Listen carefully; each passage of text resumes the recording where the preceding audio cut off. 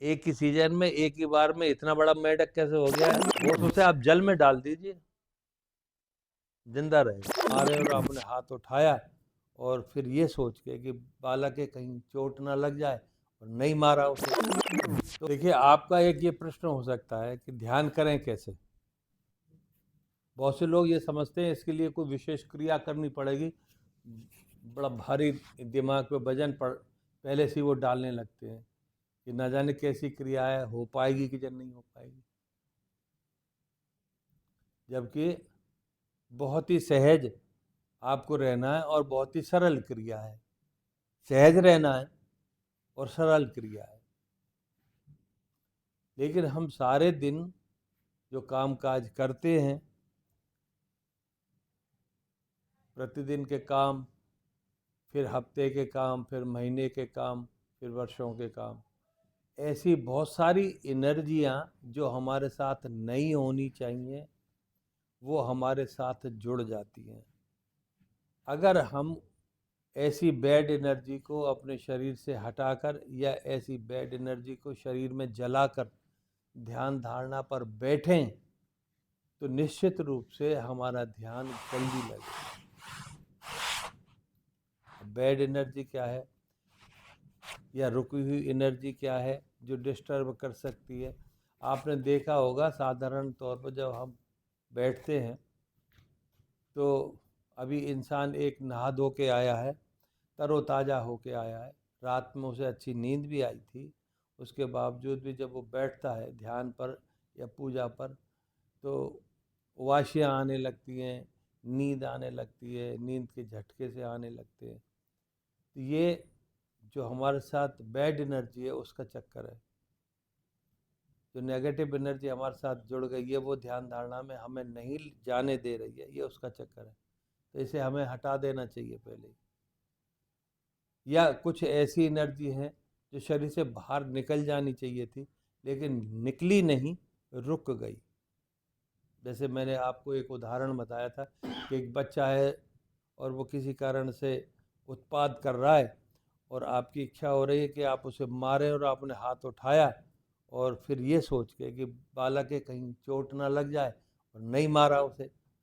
तो आपने जो तेज़ी से हाथ उठाया लेकिन मारा नहीं, तो जो एनर्जी इकट्ठी होकर रिलीज हो जानी चाहिए थी आपके हाथ में से, वो रिलीज नहीं हुई, रुक गई। अब ये उत्पाद करेगी। जैसे ही आप ध्यान धारणा बैठेगी तो खुजली चल रही है कहीं, अभी तो कुछ भी नहीं चल रहा है, आराम से बैठे। जैसे ही करने लगे तो पैर दुखने लगे, कि घुटने में दर्द हो गया, कि कमर में दर्द है, कि गर्दन सी अकड़ रही है। ये सारी चीज़ें नेगेटिव एनर्जी की वजह से होती हैं। तो इसे रिलीज करने के लिए एक तो ऑक्सीडेशन हमने बताया कि इतनी तेज़ी से उसमें ऑक्सीजन को भरते हैं। ऑक्सीजन किसी भी चीज़ को जलाने में सहयोग करती है। इसी तरह से जब इसे फेफड़े में हम बार बार भरते हैं तो ये ऑक्सीजन ज़्यादा मात्रा में हमारे खून में जाती है, और खून के अंदर, हमारे शरीर के अंदर जो कोशिकाएं हैं, खून कोशिकाओं में जाता है, और कोशिकाओं में जो माइटोकांड्रिया है उसमें जो एनर्जी है, उससे अटैच जो बैड एनर्जी है जो रुक गई हमारे शरीर में, ये उन्हें जला के ख़त्म कर देता है। जब ये जला के उनको ख़त्म कर देगा तो ध्यान धारणा हमारा ठीक लगेगा। तो एक तरीका तो ये है कि हम ऑक्सीडेशन करें, तेज़ तेज़ सांस लें। उसका एक ख़ास तरीका है, वो आप लोग जानते हैं, नहीं जानते तो दोबारा बता दिया जाएगा। एक तरीका ये है कि हम थोड़ा सा मेहनत करें, यानी हाथ पैरों को धीरे धीरे रिलैक्स कर लें, पैरों को चलाएं, हाथों को चलाएं, थोड़ा घूमें और फिर बैठ जाएं। हमने 2 घंटे पहले खाना खाया हो, कम से कम 2 घंटे पहले, अगर तुरंत खाना खाया है तो ना बैठें, क्योंकि एनर्जी आपकी उस वक्त खाना पचाने में लगेगी। जो ऊर्जा है, जो अग्नि है आपकी, वो वहाँ काम आएगी, ध्यान धारणा में काम आएगी नहीं। सुस्ती आएगी, नींद आ सकती है। तो ऐसी स्थिति में कुछ शारीरिक नियम भी हैं जिन्हें हम फिजिकल मान सकते हैं, वो आपको करने चाहिए, जिससे ध्यान धारणा में सहयोग मिले। ऐसे नहीं खाना खाया, जगह मिल गई तो कहीं बैठ जाए अभी ध्यान कर लें, वो ध्यान नहीं कर पाएंगे आप। 2 घंटे कम से कम पहले खाना खाएं। जब आपको पता है मैं इतने बजे ध्यान पे जाऊंगा, उस वक्त आपके पेट पर किसी प्रकार का प्रेशर नहीं होना चाहिए। अपच भोजन नहीं होना चाहिए, पेट में भारीपन नहीं होना चाहिए, शरीर बिल्कुल आराम में होना चाहिए कि आप आराम से मोड़ सकें, बैठ सकें, किसी तरह का दबाव ना हो आपके ऊपर, तो ध्यान अच्छा लगेगा। दूसरा, हमने बताया ऑक्सीडेशन आप नहीं कर रहे हैं, तो दूसरे जो नॉर्मल तरीका है, वो नॉर्मल तरीका ये है कि देखिए, चाहे आप 10 कमरे बनाते हैं और एक का कमरे का गेट दूसरे में, दूसरे का तीसरे में, तीसरे का चौथे में, ऐसे बना दें, तो वायु सब जगह प्रवेश कर जाती है। वायु जो प्रवेश कर रही है सब जगह, उसमें ऑक्सीजन भी होती है, नाइट्रोजन भी होती है, यानी वायु में जो जो गैसें होती हैं वो सभी गैसें वहां तक पहुंच जाती हैं। ऐसे ही आपने देखा होगा कुछ जीव जमीन में बिल खोद के रहते हैं, जैसे चूहे वगैरह, तो अगर उसमें वायु ना पहुंचे तो उन जीवों की भी जीना मुश्किल हो जाएगा ना।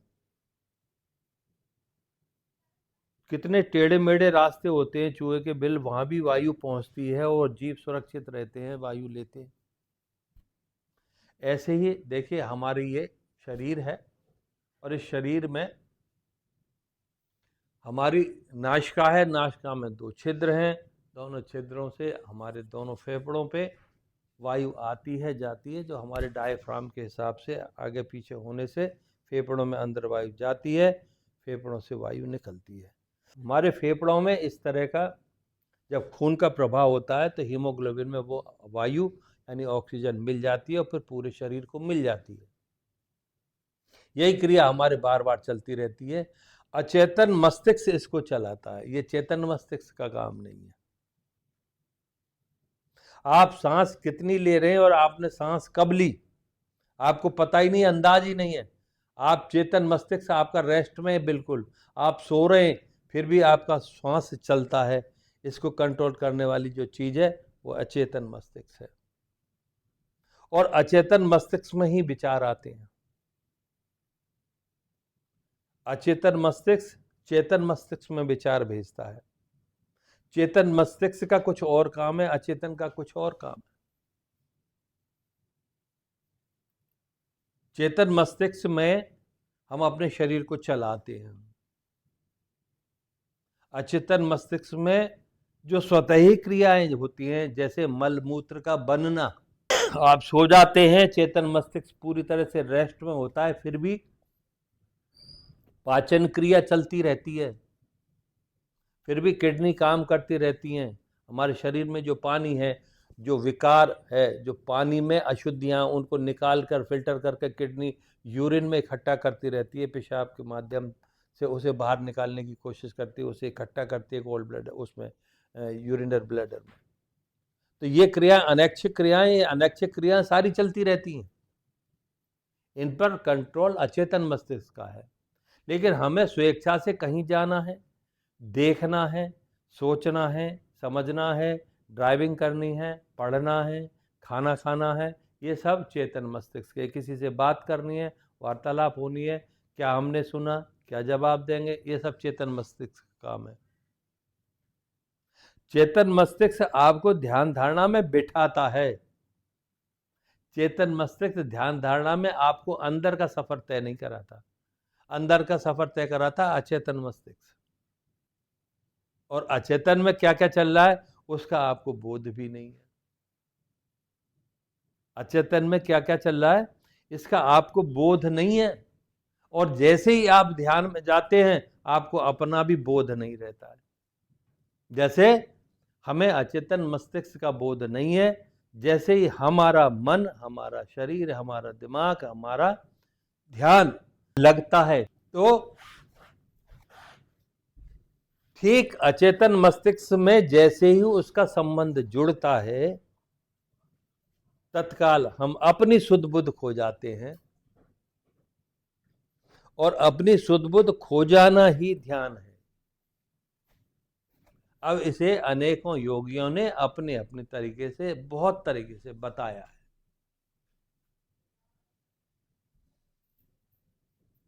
विचार करने की चीज ये है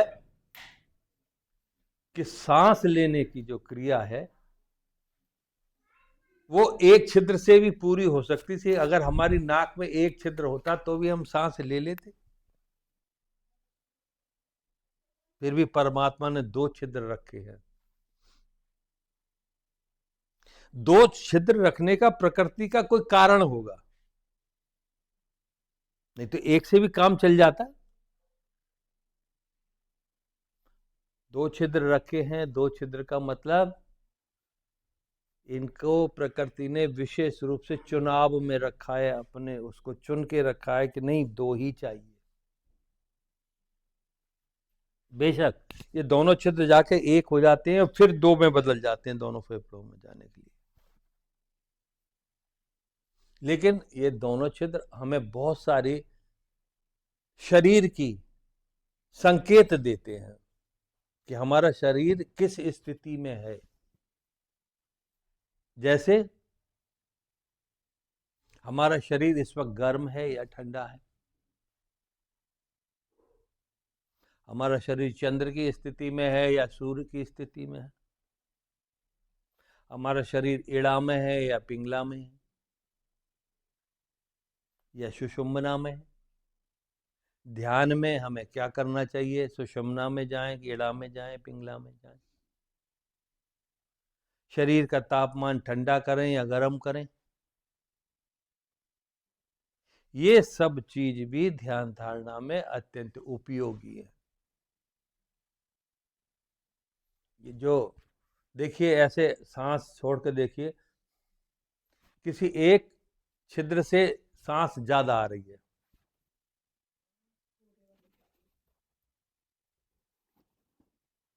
ये सबकी एक जैसी नहीं होगी।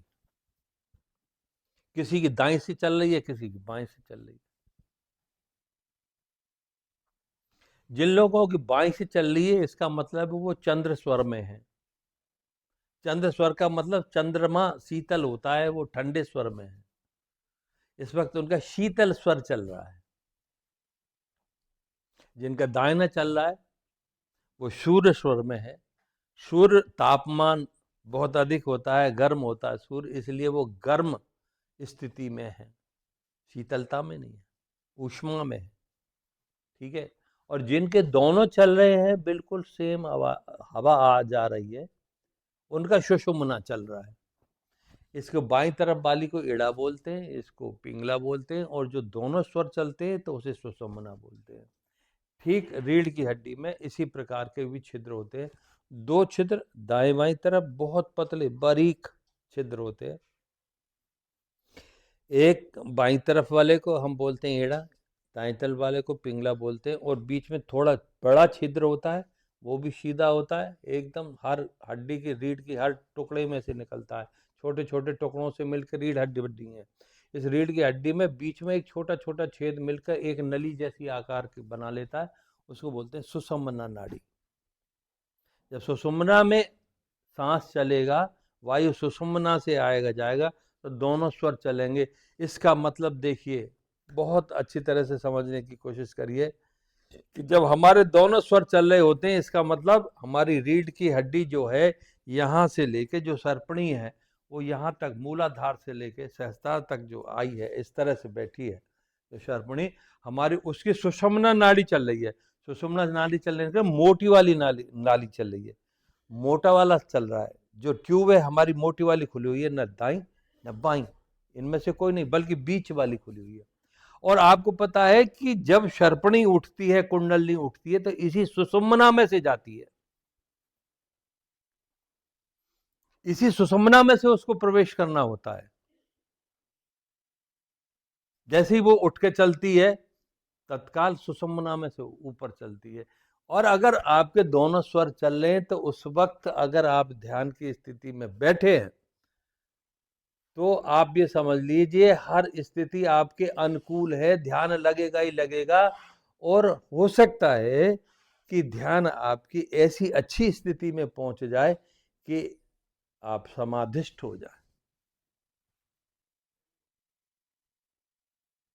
क्योंकि शरीर इस वक्त आपका साथ दे रहा है। लेकिन ऐसा नहीं है कि अगर हमारा शीतल स्वर चल रहा है, चंद्र स्वर चल रहा है, तो हम भजन नहीं कर सकते, ध्यान नहीं कर सकते, धारणा नहीं कर सकते। या ऊष्मा वाला चल रहा है, सूर्य चल रहा है, तो हम ध्यान नहीं कर सकते, धारणा नहीं कर सकते, ऐसा नहीं है। दोनों स्थितियों में हम कर सकते हैं। लेकिन विकारों को जलाने के लिए ऑक्सीडेशन करना पड़ता है। और दूसरा तरीका, सामान्य नॉर्मल जो तरीका है, वो तरीका ये है कि बिना प्रवेश किए हुए अगर कोई रिक्त स्थान है तो वहाँ वायु अपने आप ही स्वतः ही प्रवेश कर जाती है।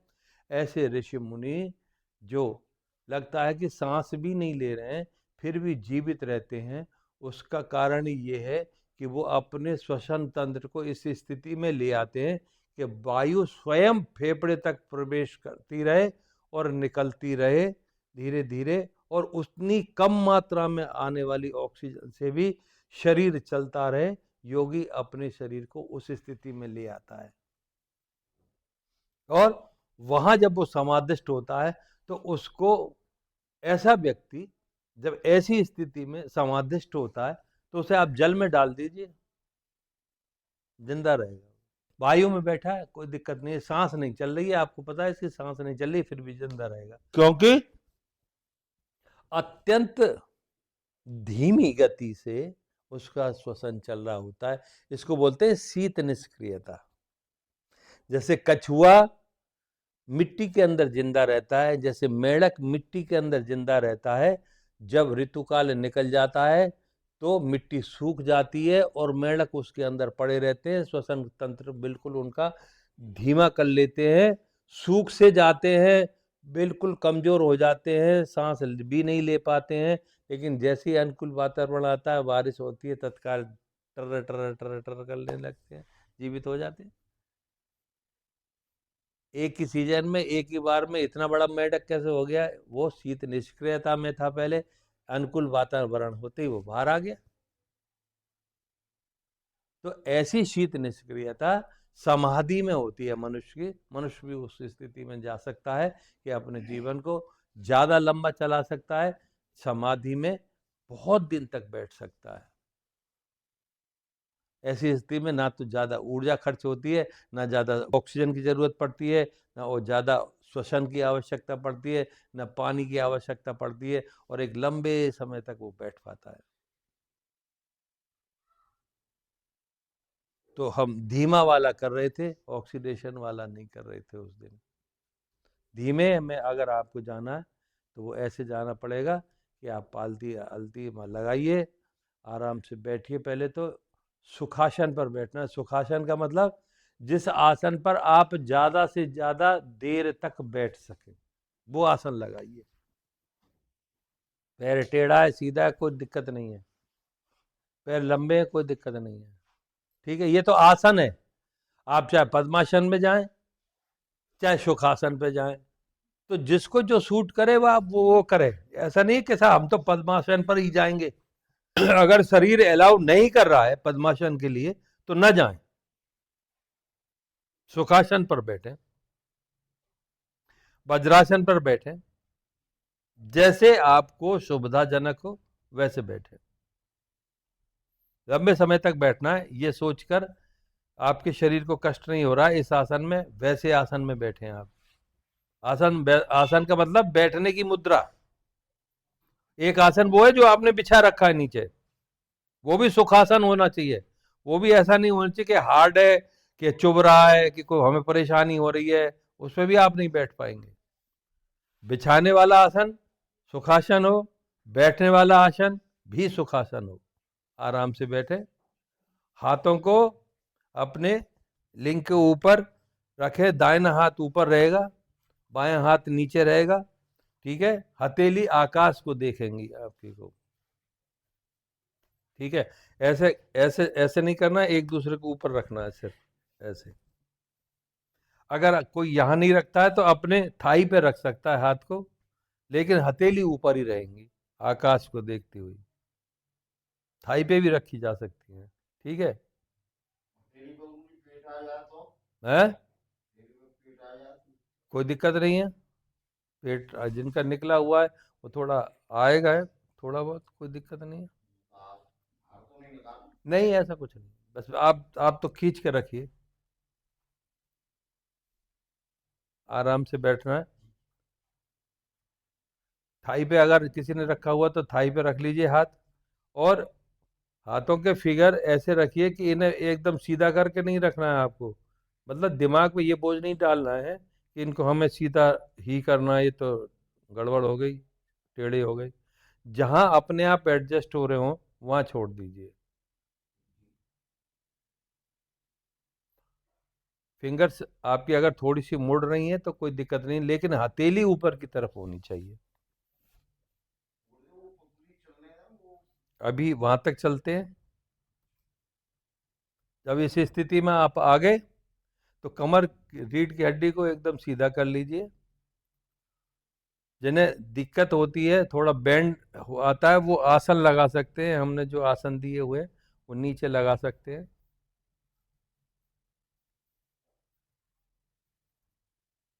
कमर को सीधा रखें, रीढ़ की हड्डी को, गर्दन को भी ना पीछे खींचे ना आगे, ना दाएं ना बाएं, बिल्कुल सीधा रखिए।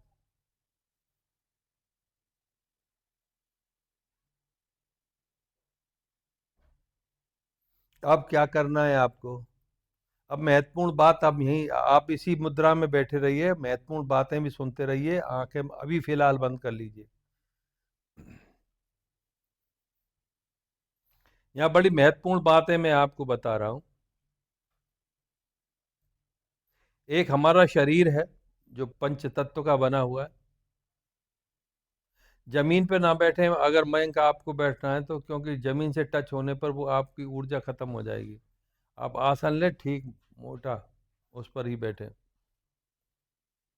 यह शरीर हमारा 3 भागों में विभक्त हम कर रहे हैं। एक हमारा मन है, एक हमारी बुद्धि है। अगर हम मन, बुद्धि और शरीर को, तीनों को अपना अपना काम दे दें और उनसे ये कहें कि आप अपना अपना काम करिए, ऐसी स्थिति में जो हमारी आत्मा है, जो परमात्मा का अंश है, उसे पहचानने में हमें मदद मिलती है।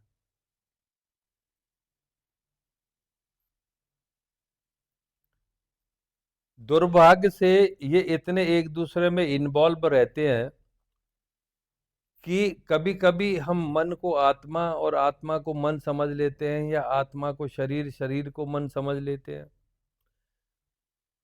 और कभी कभी बुद्धि को ही हम आत्मा, आत्मा को ही बुद्धि समझ लेते हैं, जबकि ऐसा नहीं है। बुद्धि अलग है, मन अलग है, और शरीर अलग है। और हमारे इस स्थूल शरीर के अंदर कारक शरीर है। कारक शरीर के अंदर ये 3 शरीर हैं, इन तीनों शरीरों के अंदर आत्मा है। इसलिए आप आत्मा नहीं है, ये आप मान लीजिए। आप केवल शरीर हैं, शरीर है, शरीर को ही काम दे रहे हैं। काम कौन दे रहा है? काम आत्मा दे रही है। अभी आप आत्मदर्शन के लिए अगर अगर जाएंगे तो इन सब कामों को करना पड़ेगा। शरीर को अपना काम देना पड़ेगा, मन को अपना काम देना पड़ेगा, बुद्धि को अपना काम देना पड़ेगा। जब ये सब अपने अपने काम में लग जाएंगे तो वो परमात्मा का सूक्ष्म रूप जो हमारे शरीर के अंदर विद्यमान है, उसकी उपस्थिति हमें अनुभव होने लगती है। ये एक दूसरे में इतने अंदर इन्वॉल्व हो गए हैं कि गलती से आत्मा शरीर समझ बैठी है, और शरीर अपने आप को आत्मा समझ बैठा है, जबकि ऐसा नहीं है। आत्मा के निकल जाने के बाद में यही शरीर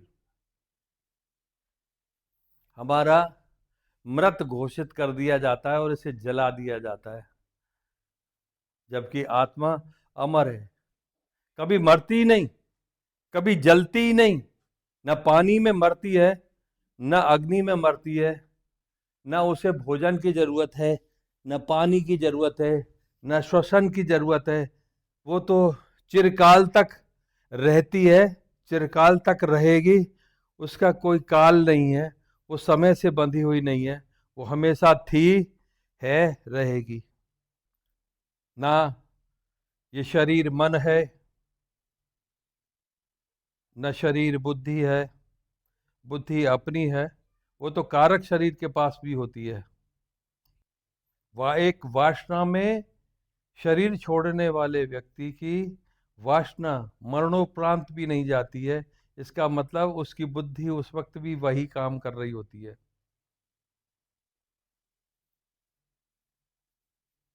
अब आपको उस दिव्य परमात्मा का स्वरूप पहचानने के लिए मन और बुद्धि और शरीर को काम देना है। वो काम आप आराम से सुनिए, नेत्र बंद रखिए, कान खुले रखिए। शरीर का काम है सांस लेना।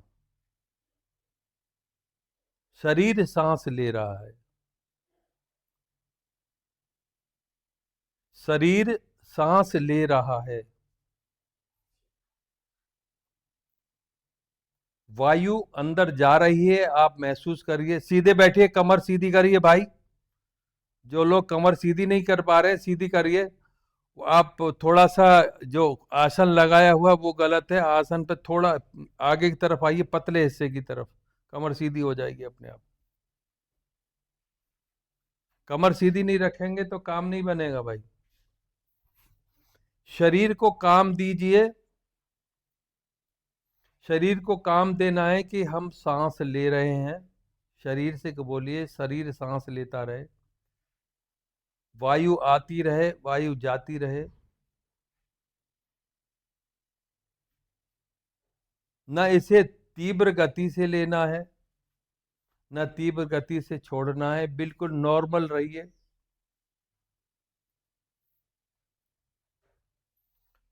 जो आपकी बुद्धि है उसे वॉचमैन की तरह लगाइए कि शरीर से सांस, नासिका से सांस बाहर जा रही है, नासिका से सांस अंदर आ रही है। एक भी सांस आपकी चूकनी नहीं चाहिए।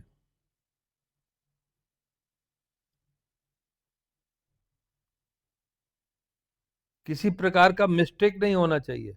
हर सांस को आपको वॉच करना है कि सांस जा रही है, यानी बाहर निकल रही है, सांस अंदर जा रही है, बाहर आ रही है, अंदर जा रही है, बाहर आ रही है, अंदर जा रही है, अंदर जा रही है, बाहर आ रही है। बुद्धि इसे बराबर वाच करे, बराबर ध्यान रखे, बराबर देखती रहे कि सांस बाहर आ रही है, सांस अंदर जा रही है। शरीर सांस लेता रहे। शरीर को कोई ऐसा ऑर्डर नहीं है अभी कि वो तेज सांस लेगा या तेज छोड़ेगा, धीमी लेगा या धीमे छोड़ेगा। नॉर्मल सांस लेते रहिए, लेकिन नजर बनाए रखिए। अब एक और तुम्हारा पास में हाई कमान इन सब का मास्टरमाइंड मौजूद है, उसको कहते हैं मन। बड़े भारी प्रश्न चल रहे हैं इस वक्त भी मन में। वो बुद्धि से भी लड़ रहा है, शरीर से भी लड़ रहा है। परवाह मत करो, यही है मास्टरमाइंड। इसका काम ये है कि इससे ये कहिए कि ये कहे, इससे ये कहिए कि ये कहे कि हे परमात्मा,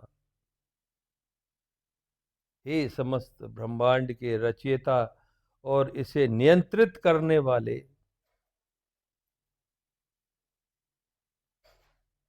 ब्रह्मांड में जो भी ऊर्जा है जिसे हम परमात्मा कहते हैं,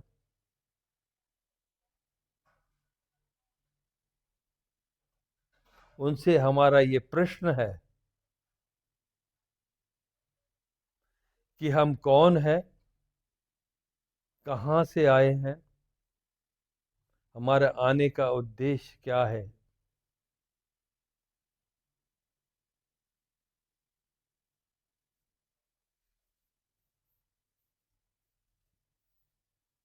तीन चीज, तीन काम। मन परमात्मा से सवाल करे, बुद्धि सांस पर नजर रखे, शरीर सांस लेता रहे,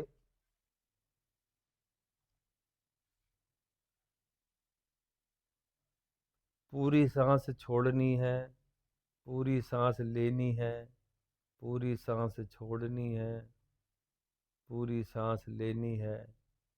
फिर धीरे धीरे बिना शरीर को कष्ट दिए, बिना शरीर को एहसास कराए, इन सांसों के पीरियड को कम करना है।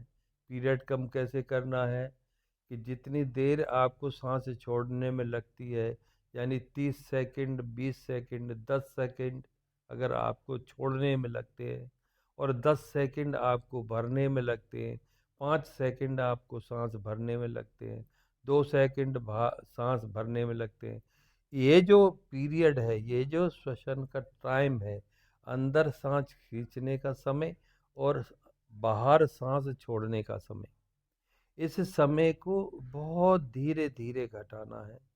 वायु को स्वतः ही फेफड़े तक जाने देना है, धीरे धीरे, बहुत धीरे धीरे घटाना है।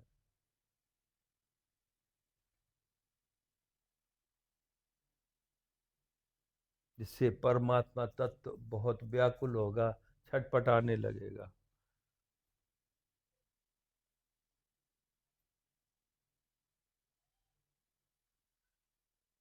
उसकी उपस्थिति का एहसास आपको होने लगेगा।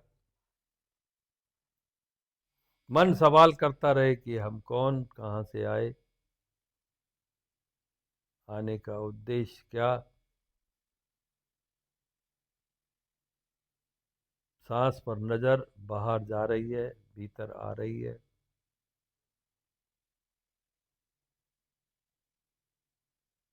खास नजर और रखनी है आपको, वो भी हम बता दें। जो ये सांस पर लगा हुआ जो है, आपका आज्ञा चक्र नासिका के बिल्कुल स्टार्टिंग पॉइंट पर है, यानी दोनों भौं आईब्रो के बीच में जो स्थान है, नासिका से ऊपर जहाँ से नासिका शुरू हुई है, यही आज्ञा चक्र होता है।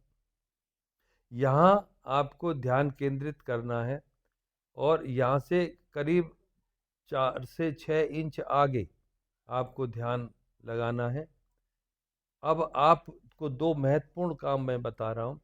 कुछ लोग नेत्र बंद करके भी वहां देख सकते हैं, कुछ लोग अर्ध नेत्र खोल के भी वहां देख सकते हैं।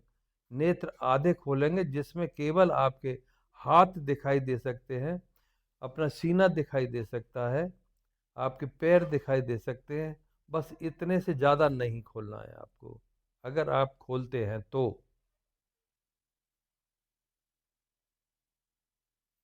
तो जो भी प्रकाश आपकी आंखों में जा रहा है उसे जाने दीजिए, लेकिन इतना कम खोलेंगे ताकि आंख ड्राई ना हो, आंखों में नमी बनी रहे और आपका ध्यान लगा रहे। दोनों आईब्रो के बीच में जो सेंटर है उसे 4-6 इंच आगे बस नज़र बनाए रखिए। ऐसे देखिए जैसे हम वहाँ देख रहे हैं, वहाँ कुछ है।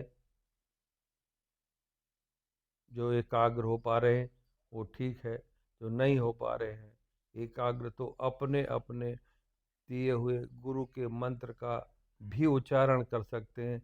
लेकिन ध्यान रखिए, सांस पर नज़र रखें, बाहर जाना, अंदर आना। आज्ञा चक्र से 4-6 इंच आगे देखते रहिए। शरीर से सांस लेते रहिए, मन में जो प्रश्न है वो पूछते रहिए।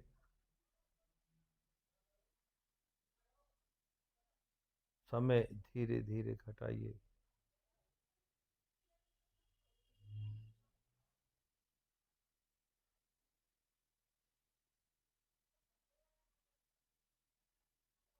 हथेली ऊपर की तरफ रखेंगे, या तो अपने लिंग के ऊपर रखिए हाथों को, या अपनी थाई के ऊपर रखिए हाथों को। हथेली ऊपर आप आसमान को ही देखेंगी। जो लोग ठीक से नहीं बैठे हैं वो बैठ जाइए ठीक से। कमर को सीधी रखना।